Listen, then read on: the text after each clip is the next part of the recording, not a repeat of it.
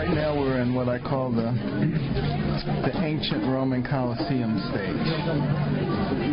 Everybody wants to go to the Colosseum and see a fight. This has been a pattern now with Ted. He spent the last 2 weeks literally just making stuff up. When radical Islamic terrorists wage jihad on the United States of America, the answer is not to tweet insults at them.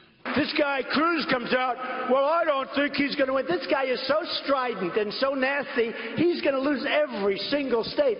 Then Bush, poor Bush, he comes out. He goes, well, I don't think that Donald Trump can beat Hillary Clinton, but I can. I say, well, why aren't you beating me?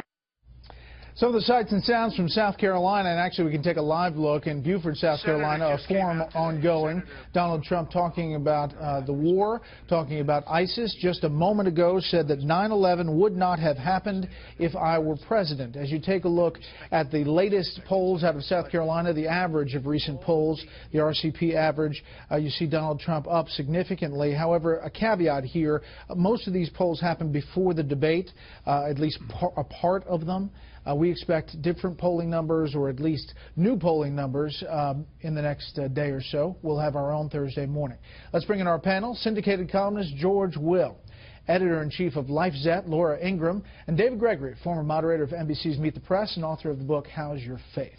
Okay, Laura, what about this? What's happening in South Carolina? Trump's made a calculation that the only way to win this is to do what they did in the opening scene of The Godfather. You got to take out the other families. You got to get them in the, the revolving door at the altar and the phone booth. So he's just decided, I guess, the only way to do it is to really settle the score on Bushism, on globalism, trade, immigration, the war, and he's doing it in a way that is really strident and really offends a lot of people.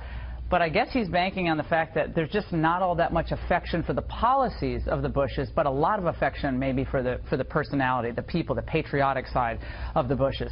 It's a risky strategy, but right now in South Carolina, could it pay off? I think we're going to find out. But were all these policies popular? I think when the Bushes respond to this, they tend to go to personality. They tend to go to Donald Trump's a reality star, or he's not serious. But I think the debate about these policies is a healthy one to have for the Republican Party. Was our policy toward China good? Did it really work out for us? However, the Republican Party, David, doesn't want to be relitigating the Iraq War, right, or those decisions then.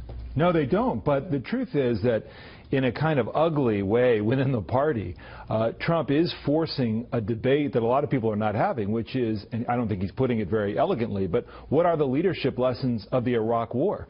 I'd like to hear Jeb Bush answer some of those questions, and I think the other candidates too, particularly in the context of how you're going to fight ISIS. That's a relevant debate to have, not the way that he's putting it now. And I mean, again, I'm with Laura. I think there's some calculation here of stridency and kind of tapping into this anger. Don't forget, we talk about Tea Party sentiment and all the rest. It was Bush who bailed out the big banks. So a lot of that angst, a lot of that anxiety, a lot of that anger starts under Bush, as well as, the extension of America in the Middle East and Afghanistan. George. David's absolutely right. The Tea Party was a reaction against, really, the spending by the Bush administration. So there's a lot of sin to go around here. Mr. Cruz understands that if you keep the bombs going off, no one will focus on any one of them. Trump? Trump, sorry, yes. Trump, a few years ago, he said he had, when he was a birther, before he said Cruz wasn't eligible to be president, he said this one isn't eligible to be president.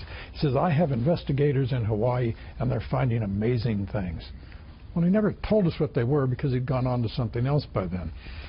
23 days ago, he said on television, any day now, I will be announcing the senators who have endorsed me. No one has endorsed him yet, and no one remembers that he said that. There's one likely senator some people think would be Jeff Sessions, because he agrees with Trump on trade and immigration. I talked at length with Jeff Sessions today. He has no intention of endorsing anyone. South Carolina, CNN poll about people deciding. Definitely decided 49%, leaning towards someone, 20%, still trying to decide, 31%. Laura, what's clear is that these early states, there's a lot of undecideds. A lot can happen in the final days. There no doubt about it. I think South Carolina is a tricky place. It's a very interesting population along the coast, much more kind of establishment, moderate Republicans. There's a strong evangelical base. They had that Bob Jones University forum on Friday. Trump didn't show up. He didn't have anyone at his table. Cruz and Rubio were there. Carson was there. They think they can make something of that. But there also is a poll out there that says that most Republicans in South Carolina think Trump's going to be the nominee. So you wonder how much, despite his promises of things that don't happen, if people just get the sense that, look, Jeb carries too much weight of the past. Rubio maybe is a little too young. Carson is nice, but he didn't really cut through. And Cruz, might not catch on in other states, as smart as he is. So a lot of people might be making this calculation. He's probably the only guy who's going to win it. So we're going to throw in with him, even with all of our reservations. Again, I think that's what their strategy is. Remember, South Carolina, the Democrats aren't voting Saturday. I think Trump is going for kind of a general election play here, thinking he's going to pull some Democrats in, maybe on that Iraq war comment. And maybe some of them will show up to vote for him, even though a lot of Republicans certainly wouldn't have said it that way. He clearly has a big lead heading in. I want to turn to the Democrats who are lining up ahead of Nevada. That's their caucus on Saturday. As they're making a play for the African-American vote, Hillary Clinton in Harlem, Bernie Sanders with another number of moves. But Hillary Clinton's husband, the former president, saying this about the genome and the first black president. Steve Cohen's remark that I was just a stand-in for the first black president. I'm happy to do that, but you know what else we learned from the human genome? We learned that unless your ancestors, every one of you, are 100% from sub-Saharan Africa, we are all mixed-race people. I'm just not sure how that plays. My very considered response on that is, what is he talking about? I don't understand. Honestly, it just strikes me as weird, honestly. I haven't looked at the Genome Project in detail in a while. But, look, this is a bit of a problem with Bill Clinton riffing on the campaign trail. And one of the cautionary notes, though he's been more disciplined, it seems, is, the potential for distraction, if she is the President of the United States with the first husband, it seems to me is rather high. But as a campaigner, is it a liability or an asset to have Bill Clinton on the trail? I think it's an excitement because you never quite know where he's going to go with this. I think what he's saying is, and it's actually a truth, which is our genetic makeup is a really complicated thing after 200 generations. One of the four of us is almost certainly related to Charlemagne, and one of the four of us is almost certainly related directly to 20 generations to Charlemagne's groom. So what? What's interesting is that the Democratic Party makes so much out of race and identity politics.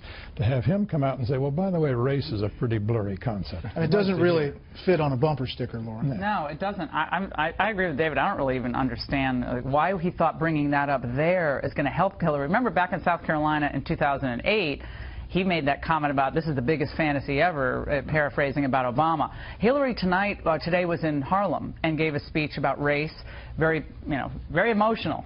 She talked about privilege, that the white Americans, a lot of references to white Americans. It struck me as kind of odd. I know you have a black audience, but they're supposed to be unifying the country, yet it's always slicing and dividing the country up into this identity politics moment. And I guess we're all at a speech code forum at Harvard University now. It seems like whatever happens at the universities, George, you made this point, is trickling down and now into our political conversation. So it's about white Americans think this, black Americans are supposed to think this. And I thought we were all supposed to have our own individual thoughts, but maybe that's a fantasy as well.